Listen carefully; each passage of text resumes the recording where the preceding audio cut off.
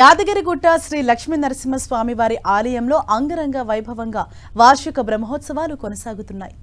7వ రోజు బ్రహ్మోత్సవాల్లో భాగంగా నిన్న రాత్రి లక్ష్మీ నరసింహుడు అశ్వవాహనంపై ఊరేగారు. స్వామివారిని అశ్వవాహనంపై ఊరేగించిన ఆలయ అర్చకులు తూర్పు గోపురం ముందు అధిష్ఠింపచేసి కన్నుల పండుగగా ఎదుర్కోలు మహోత్సవాలు నిర్వహించారు. వేద మంత్రాలు, మంగళ వాయిద్యాలు, వేద పారాయణాల నడుమ అంగరంగ వైభవంగా ఎదుర్కోలు కార్యక్రమం జరిగింది. స్వామివారి తరపున ఆలయ ఈవో భాస్కర్రావు, అమ్మవారి తరపున ఆలయ అనువంశిక ధర్మకర్త నరసింహమూర్తి, జిల్లా కలెక్టర్ హనుమంతరావు కర్తలుగా పాల్గొన్నారు. అర్చకులు మంత్రోచ్చారణ నడుమ ఎదుర్కోలు తంత్రం నిర్వహించి కళ్యాణ ముహూర్తాన్ని నిర్వహించారు.